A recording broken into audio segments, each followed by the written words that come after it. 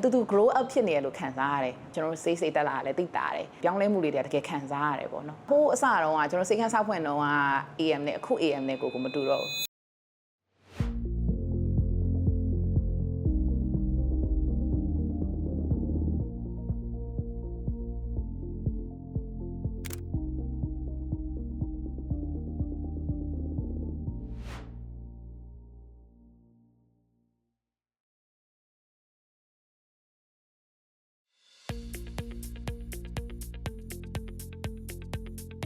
Hexa ကကျွန်တော်တို့2024 August 25ပေါ့နော်အဲ့နေ့ကစဖွင့်ခဲ့တာပါ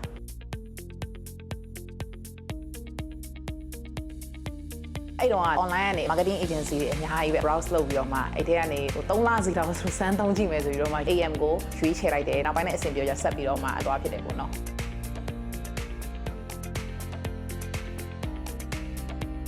အဆင်ပြေတာတွေဆိုတာတက်ပေါ့နော်ကျွန်တော်အနေနဲ့ပညာရတဲ့ဟာလို့ပြောအောင်ပေါ့နော်ကျွန်တော်ဆို marketing ဆိုတာကsales step ဖို့ပဲလို့ကိုယ်ထင်ခဲ့တာပေါ့နော်ဒါပေမဲ့ AM ကကို knowledge အကြီးတစ်ခုပေးခဲ့တာဒီခန်းရဲ့ branding ကို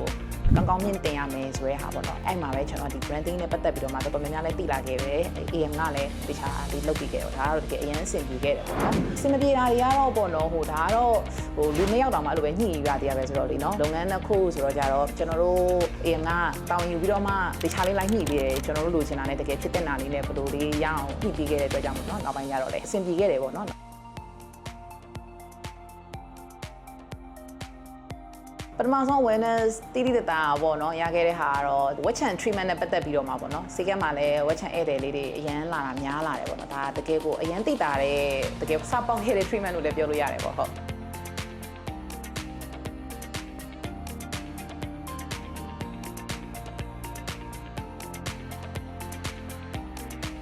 ဘယ်လောက်ကြာခဲ့ပြီလဲဆိုစိတ်ကန်းတတန်းတစ်ခုလိုပဲပြောရမှာလို့ပဲเนาะတနည်းနဲ့8လကျော်ပြီပေါ့စိတ်ကန်းဖွင့်ခဲ့တာအဲဒီတတန်းတစ်လျှောက်လုံးပဲပြောเนาะဟိုဆက်ပြီးလက်သွဲဖြစ်နေတဲ့အကြောင်းရင်းကတော့ AM နဲ့ကဟိခဲ့ရတာတွေလည်းရှိအဆင်ပြေရလည်းရှိတယ်အမားဆိုတာတော့ရှိမှာပဲဒါပေမဲ့ action ယူပြီးတော့မှ cover ပြအောင်လိုက်လုပ်ပေးတယ်အပြီးပေးတယ်အဲ့ဟာလေးပေါ်ချပြီးတော့မှဆက်ပြီးတော့မှလက်သွဲဖြစ်နေရတာ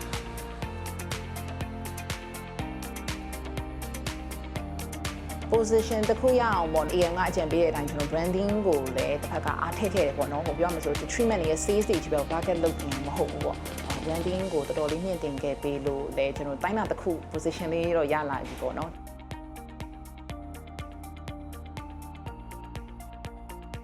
အဲ့ပေါ့နော်လုံးလို့ရရတော့အများကြီးရှိသေးတယ်ဒါပေမဲ့အခုနေထားလေးလည်း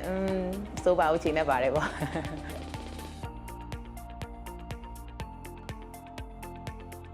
ဒီ media platform တစ်ခုတည်းမကောက်ဒါလည်း AM ကအကြံပေးခဲ့ရလဲပါတယ် on ground မှာလည်း client အနေနဲ့အတူတူလာတဲ့သူတို့မိတ်ဆွေတွေအဖော်တွေလာဆောင်ပြီးတဲ့အချိန်ကြီးရှိတယ်သူတို့တွေကိုလည်းဒါ marketing တစ်ခုလုပ်ပေးလို့ရတယ်ဆိုတော့မှစီကန်းထဲမှာ design တွေထောင်တာ poster တွေလုပ်တာမျိုးတွေအဲ့ design ပိုင်းနဲ့ကျွန်တော်တို့ AM နဲ့လည်းဆက်ပြီးလုပ်ဖြစ်ခဲ့တယ်ဗျ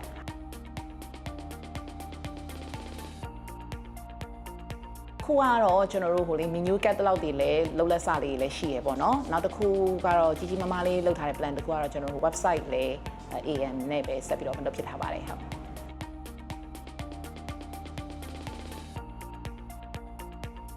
ဟုတ်တယ်ခံစားရတယ်ပေါ့နော်အတူတူ grow up ဖြစ်နေရလို့ခံစားရတယ်ဟိုးအစတော့ကကျွန်တော်စိတ်ခန်းဆောက်ဖွင့်တော့က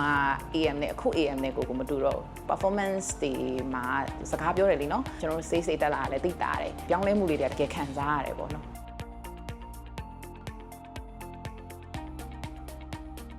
ပေါ့နော်မြင်မိရပေါ့နော်ဟိုပြောင်းလဲမှုလေးလည်းခံစားလာရတယ်ဟိုပေါ့နော်ဂျားထဲမှာပေါ့နော်ဟို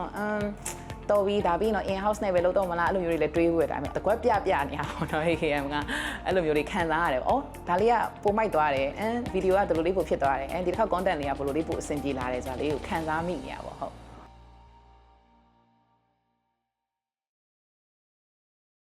such a great partner ပေါ့နော်တကယ်လက်သွဲဖော်ကောင်းတယောက်ပါပဲလို့ပြောချင်ပါတယ်ပေါ့နော်